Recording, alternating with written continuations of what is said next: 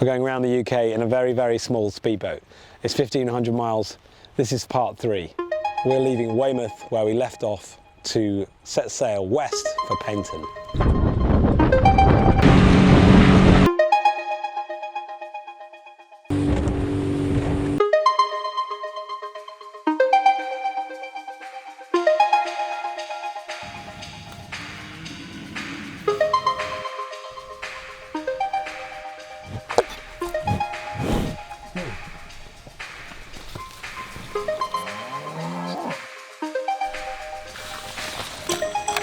A bit icy.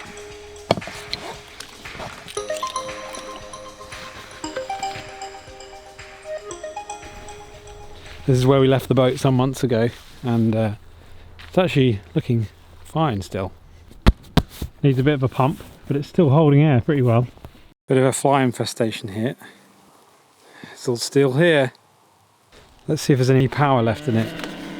These have gone mouldy. That's good. Oh, we've still got power. It's kind of a miracle. I thought it was going to be a lot more to do, but actually it's all still running fine. It's now December. 2 months. Oh, the water's coming through. Yeah. Oh, let me give it a bit of juice on there.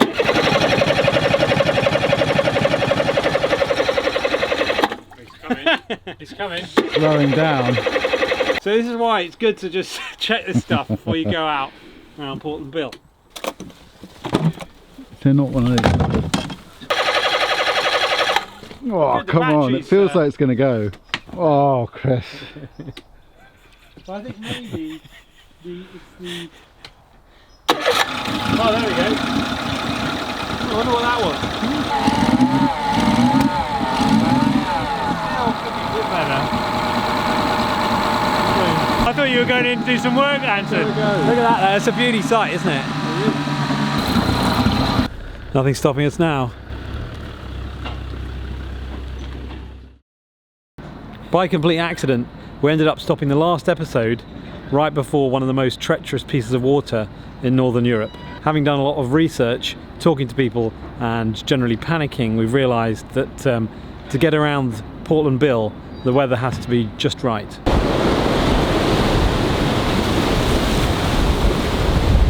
So the end of the last stretch, we left the boat in Weymouth, which is just round there. The next stage is to go round the Isle of Portland and Portland Bill, which is right here. I spoke to the harbour master and said we're going to go round. He said, I can't give you advice, I'm not allowed to, but if I was you, I definitely wouldn't be doing that. It put the wind up us. This peninsula is basically almost an island. It sticks out in the channel, and all the tides that come in and out meet at this point and create these terrible waves and what they call the races, which you can see out there. And the only way round is to do it at the exact right moment and take this inside passage, or you need to go 10 miles out that way. So I basically come down here to have a look and see how big the waves are. They do look quite big. The problem is, being winter, is there's not much daylight. A lot of the tides tend to fall in the middle of the night. But I feel like we are now ready, but we just need to wait for the right weather. I've been lying awake at night wondering about how bad it's going to be, and I think I've lost my nerve.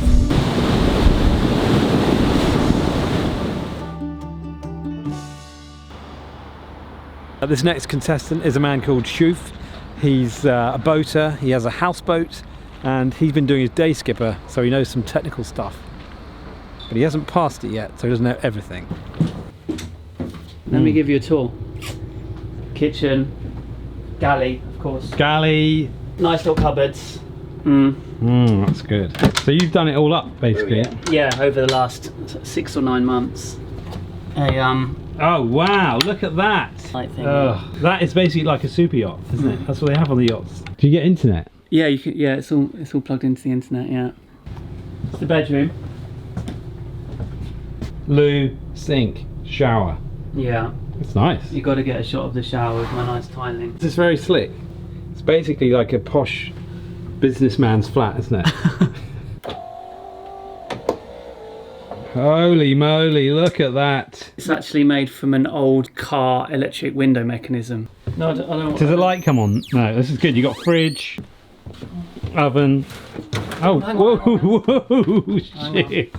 Don't do that. Actually pulled it right off its mountain. Sorry. I've broken the oven.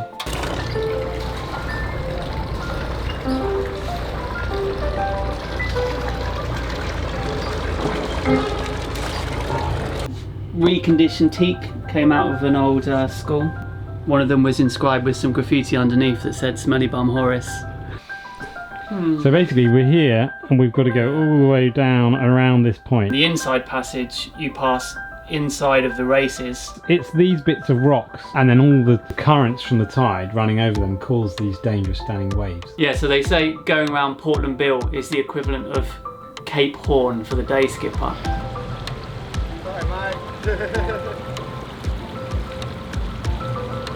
So we're just waiting for the weather window. It's going to be fine. Is it too windy? I don't know. At some point we've got to go because otherwise we're never going to go. Oh, I'm really looking forward to it, Harry. Oh god. Oh god, no, I can't put them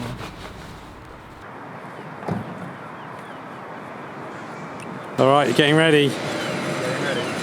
Dry bags attached. Ski goggles ready. We're very well togged up. We're ready. It's about -2 and it's the middle of the night, but the sun's just coming up now and hopefully it's going to be fine. You ready? All right, let's go. Should we go? Yeah, we wanted to leave here at 7:10, so we're on schedule. So that shoot, you clip those. Oh yeah, clip them there. That's fine. Yeah, keep going. Keep going.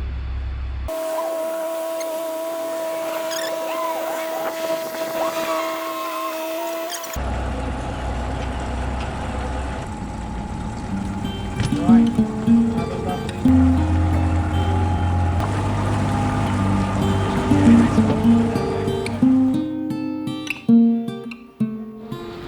This is bang on, timing wise, light wise. With all the gear on, it doesn't feel actually that cold, does it? No, at the moment. It's I feel really quite cosy, do you? Yeah, apart from my fingers.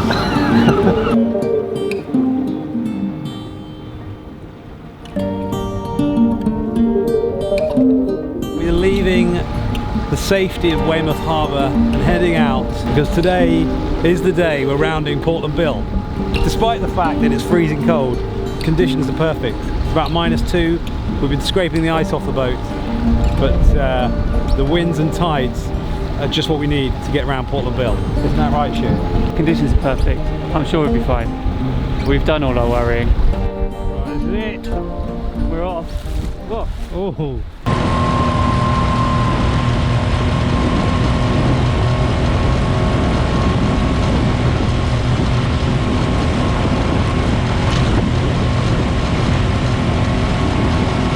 That's the Isle of Portland in the distance, and we're just going round Portland Harbour here, which when it was built in the 1860s, it was the largest man-made harbour in the world.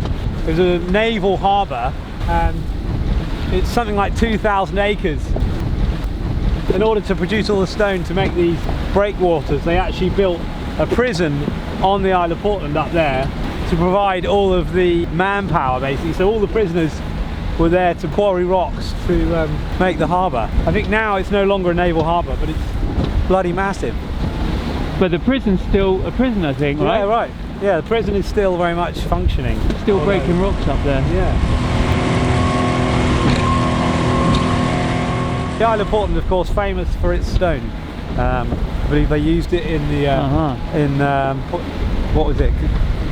What's it called? St Paul's Cathedral. They used it in that. Right. Portland stone.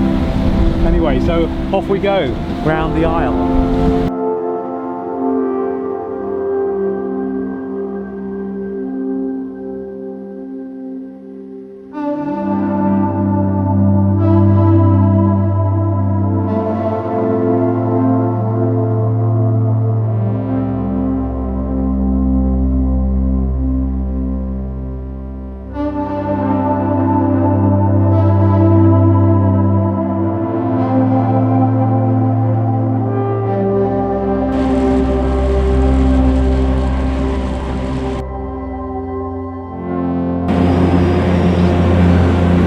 There's Portland Bill. Whee! This is it, we're rounding Portland Bill. It's actually ridiculously easy. With perfect conditions, there's nothing to worry about. We can see a fishing boat up here, just taking the inside passage, as are we. Key thing is coming in really close here. So we're just coming around the tip here. Oh, won't you come with me on the rolling sea when the weather's calm and still? We'll have some fun and laughter with the adventures of Paignton. Day, day, diddly, day, diddly, diddly, diddly, day. That's the hard part done, supposedly. I think we should celebrate with no pork pie. Pork pie time. Okay.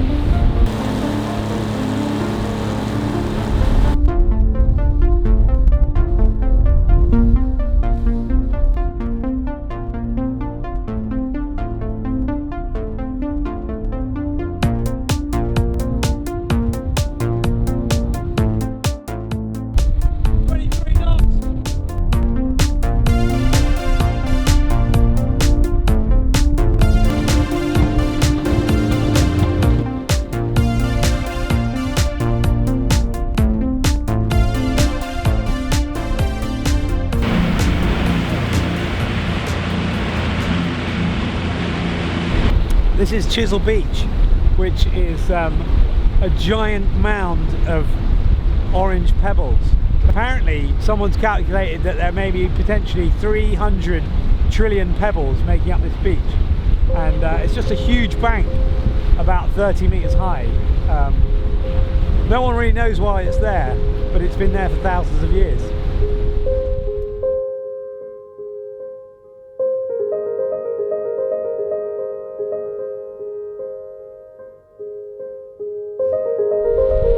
It goes on for like 30 miles down here.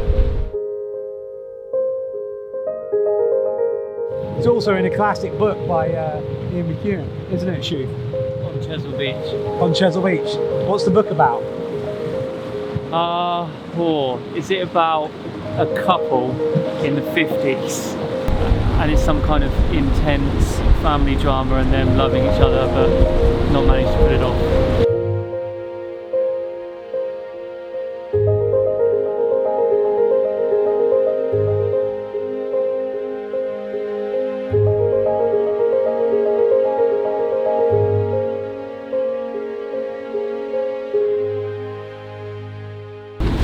Where did we put the pork pies? Oh, they're here. Yeah, it's right down the side. So it's time for a snack.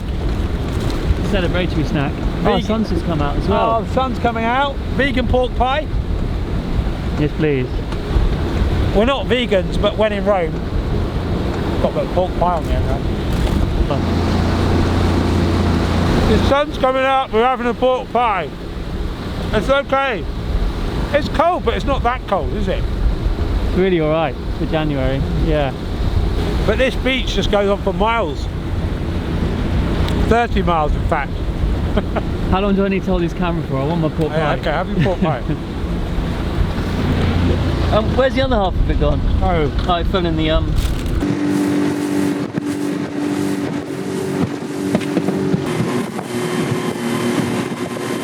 11 miles to Lyme Regis.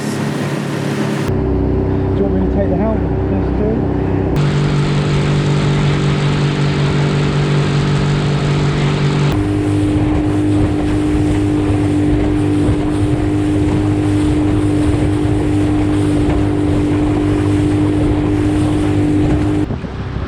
Having a cup of tea. Beauty. It was getting quite cold there, wasn't it, for a while? It's getting a bit cold and juddery. Cheers. So, Lyme Regis, home to fossils and fishermen.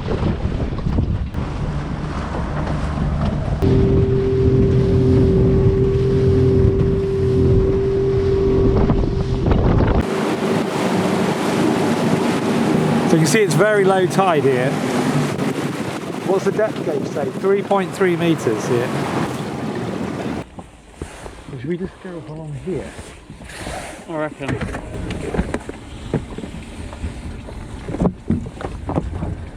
You're looking forward to just sitting somewhere warm. that doesn't judder up and down. Yeah.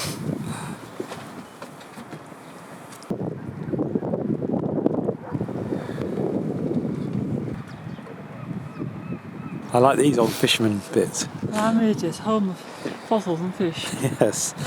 So just moored up on the Cobb, which is this very ancient old harbour wall from 13th century or something. It's very old.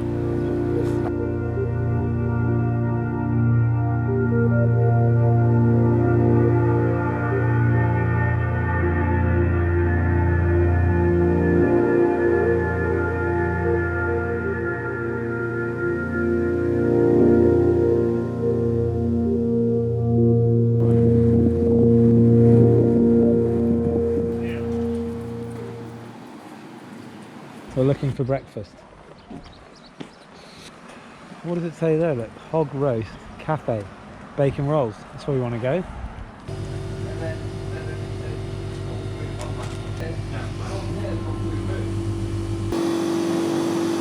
Should we go and find some dinosaurs? Thanks a lot. See ya. Bye!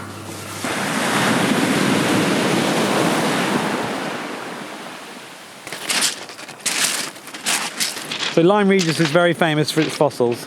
Hey, Shoof has just found a fossil. What is it? Some kind of a mollusk. What you always find is ammonites, isn't it?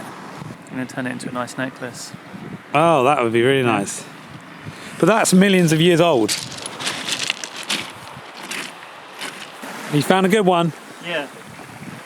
This is a real bona fide fossil. You can see the spiral just about forming in there as well. Got some whoppers here. Really big ammonite. Look at that one over there. Yeah. And how old are ammonites? 10 million, 15 million, 20 Don't know. million? Yeah, they're old. They're really old. Another one.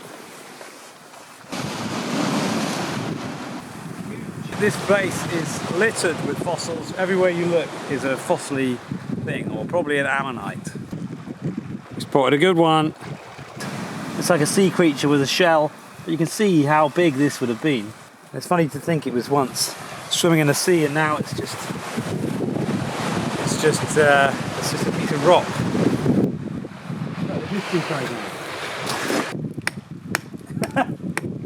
This one's particularly well formed, isn't it? Ooh, history, just sitting on the beach. Tell me about the Jurassic Coast. We're surrounded by it for miles, both directions. What does it mean? Is it like Jurassic Park? It's a geological period. Yes. Okay, here we go. Is it going to be a fossil? No.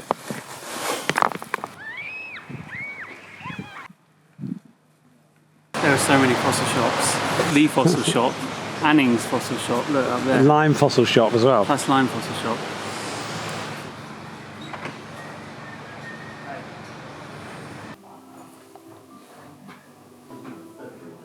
So these are fossil fish from Wyoming, USA, 50 million years old.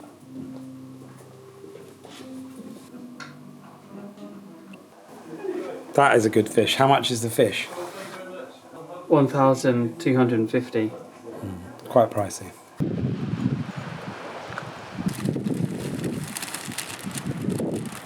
An extinct form of marine cephalopods, similar to the nautilus and squid. Oh, right, like Approximate nautilus. 120 to 180 million years old. The ammonites were so named after the shape of a ram's horn on the god Ammon. People once thought that they were called up snakes turned to stone by magic. Look at it. Beauty. Oh, it's like a lovely crystal, bring you good luck on the high seas.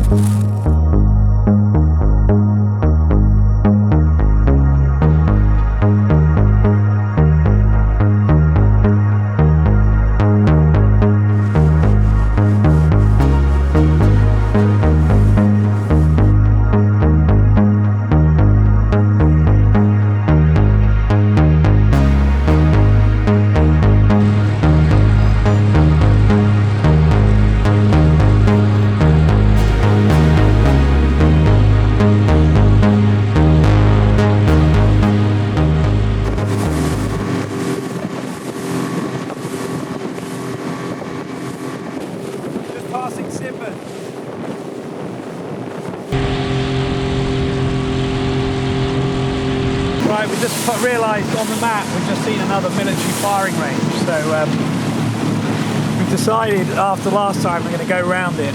It's like a kind of gun firing range on land that fires. That's the fuel running out. So we're running out of fuel. Yeah, the fuel has just run out. Fuel tank number 1 done. So we know what to do here. All right, shoot. So the first thing is to untie this rope here. Right. And then that tank should go back there. I'm going to get in the back. Yeah. I'm just going to... Oh, that's the tube going down. I thought this was the tank sucking in air. Yeah, that's what I thought. It was that bag when I moved it. Thank you very much. Need to go out a bit more. Oh, yeah.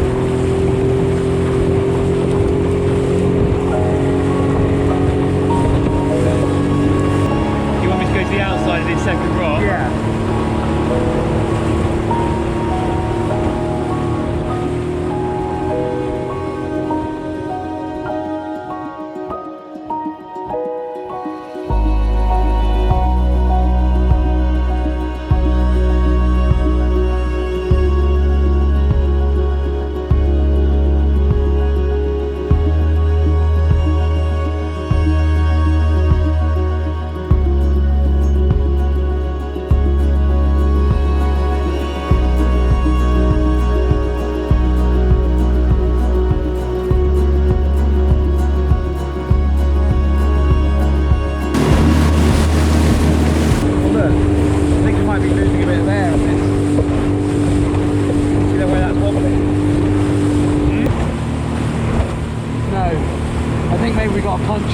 Steering wheel's gone wobbly, have a look. Oh yeah. The steering wheel's gone wobbly, which means that we have a puncture in the front tube. So we're going to try and pump it up. Maybe we popped it on the medieval cob wall. It has been wobbly for a while. That's it. 2 miles from Exmouth, 10 miles to go. So maybe just we'll give it a top up and then hopefully see how we go. We're not going to sink, as far as I'm aware. I didn't like the use of the word sink there. No. So let's get the pump. So Sheaf, do you want to pump and I'll try and hold it on? Okay. Yes.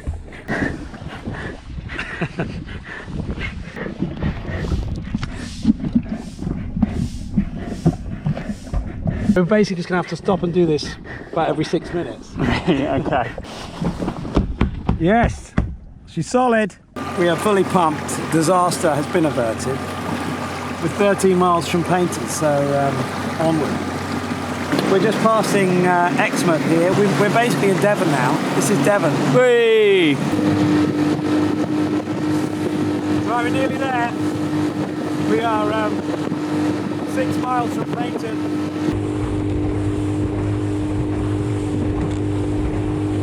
Just passing Tidmouth, coming up to Torbay, the Bay of Tor. So we're just stopping for a little break here. I think it's time for a bit of a safety talk. We've stepped up the safety a little bit, so let me just take you through. Main thing I have here is a bum bag from the 1990s. One of the things that someone said was, do you have a PLB? Well, yes, my friends. If you don't know what this is, let me tell you. If I go in the water, the life jacket inflates, this clips on the life jacket, and then you open this aerial, sits on the life jacket like this. It's a PLB, it's a personal locator beacon. This sends a radio signal to a satellite that's monitored by the emergency services and says exactly where we are. It's highly expensive, but it's probably very sensible to have one. If I get knocked unconscious, it won't go off. So if you're in the water as well, Shoof, you'll have to come get in there, get it, put it on. I've also got in here a knife. Going around Portlandville, we were very nervous that we might have engine failure and then get swept down with the tide into some of the dangerous races, as they're called. It's taken a long time and a lot of fiddling, but I've managed to accommodate a second outboard on the back. So basically, if our engine does fail, we've actually got a backup. Sadly, we didn't even need to use it. But don't worry, because we can test it right now. To build a bracket on the back, I've put this on there so that I can actually fit the engine on, so I couldn't get it on here. So we haven't actually tested this outboard out yet. So potentially it could go wildly wrong. Right, so in an emergency we do this. 3.5 horsepower Mariner. Emergency scenario. Ready? This is the test. I've had this running in a bucket and it did work, but will it work now? I don't know. Ready? Ready, here we go.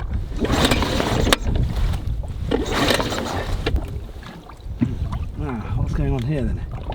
You might have to draw the... Yeah.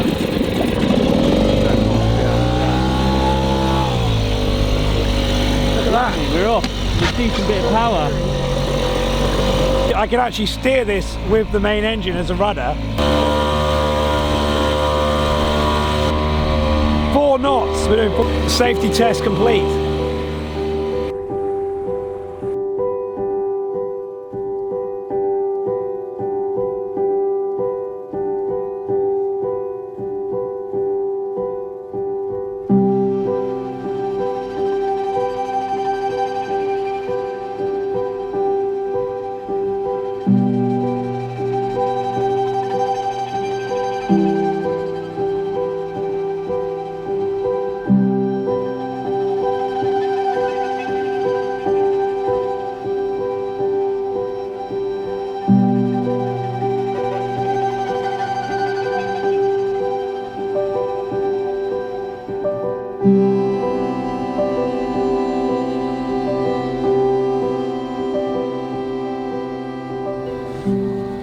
We made it. That was a bit stressful at the end there.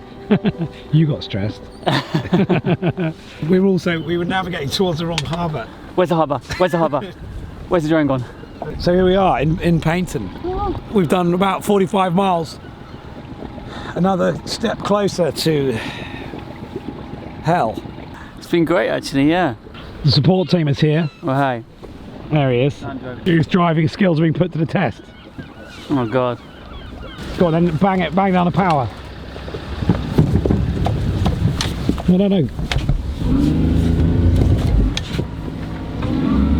Nice. Right, so I try and get out then. Yeah, good luck. Fun.